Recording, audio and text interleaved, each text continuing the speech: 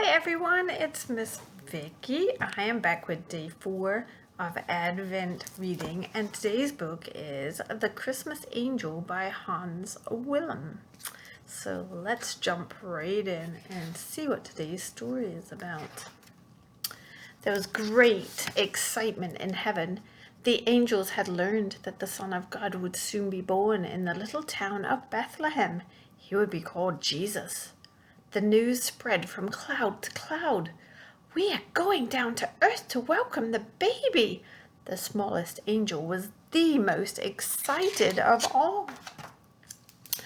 "I will bring the baby a present," the little angel said. But what kind of gift could he bring?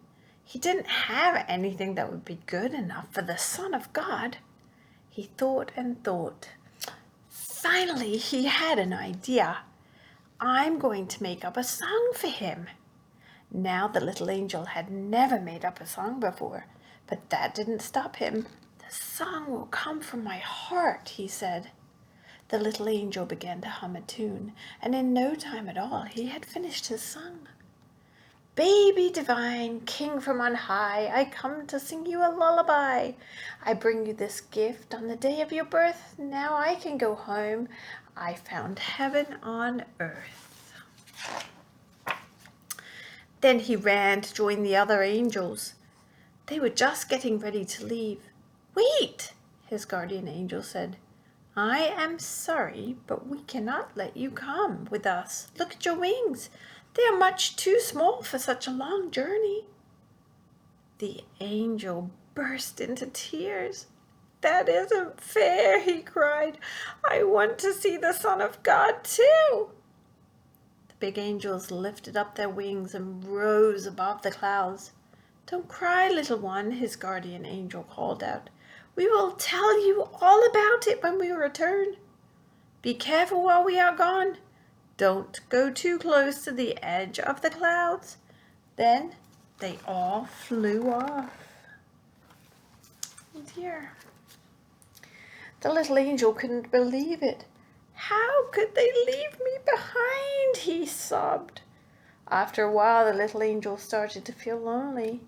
He thought it must be time for the others to come back. He walked to the very edge of the cloud to see if they were coming. The next thing he knew, he was tumbling down towards earth. He moved his little wings back and forth, but they were not strong enough to stop his fall. Closer and closer to earth he came until he was caught by the branch of an old tree. Lucky the little angel wasn't hurt, but it was so cold. The angel wrapped his arms around himself and thought about the warmth of heaven, which he had become so used to. Then he saw something that cheered him up.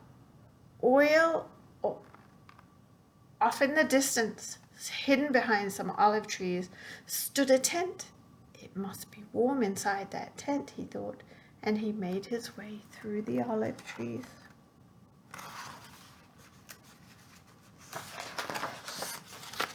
The little angel peeked inside the tent. In the dim light, he could see shapes. Some of the biggest shapes were men asleep on the ground. The other shapes were bags and bundles of all sorts. These men must be travelers, the little angel thought. They must be very tired if they are sleeping during the day. At his feet, the angel saw a large, soft bag that looked nice and warm. He opened the bag and looked inside. "What could this be?" the angel whispered. Even in the dim light, he could see brightly colored stones glowing red and green and gold. A treasure, he thought. Who are these travelers? Could they be jewel thieves? The little angel suddenly felt very frightened.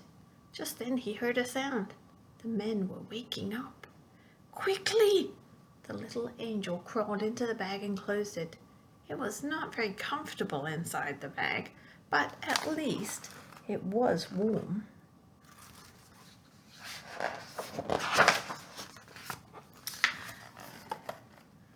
A short time later, the angel found himself on the back of a camel. The men had packed up their tent and their belongings and were on their way to where? The little angel didn't know. He peeked out of the bag and saw a starry sky above him. With every step the camel took, the bag swayed and bounced. The little angel was being tumbled about like a ship in a storm.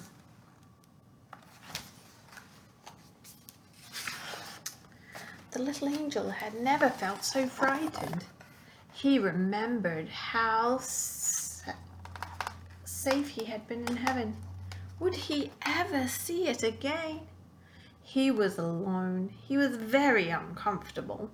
He didn't know where he was, and worst of all, he would never see the baby Jesus to give him the song. And what would happen when the thieves opened their bag and found him? It was all too much for one little angel, and he began to cry. Suddenly the swaying and bouncing stopped. He heard one of the men say, "This is the place we are seeking."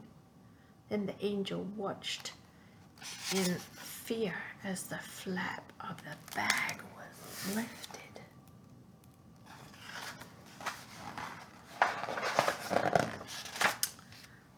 There, 3 very surprised faces were looking at him. "This is a wonder to behold," one of the men exclaimed as he lifted the angel out of the bag. "It must be another sign of the miracle that has happened," said another. "Come, we must make ourselves ready. We will bring the little one with us." The little angel was so relieved. These men were not thieves at all. He still did not know who they were or where he was, but he knew everything would be all right. The men took richly colored robes out of their bags and put them on.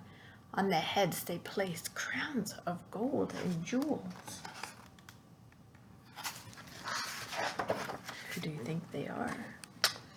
One of the men took the angel by hand and led him to the doorway of a small stable. Oh, the little angel said when he saw the sight before him. The stable was full of light cast by the halos of a host of angels. Shepherds with their staffs were kneeling in front of a man and a woman whose faces glowed with joy as they looked down at the manger filled with straw. In the manger lay a tiny baby. It was God's own son. Very slowly the angel walked over to the manger. When he was next to the baby, he began to sing. When the song was done, the baby Jesus smiled.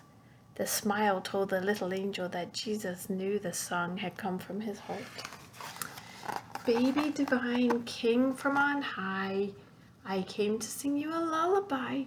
I bring you this gift on the day of your birth. Now I can go home. I found heaven on earth." Later, the little angel was carried back home. "Jesus liked my song," he said. "I'm sure he did."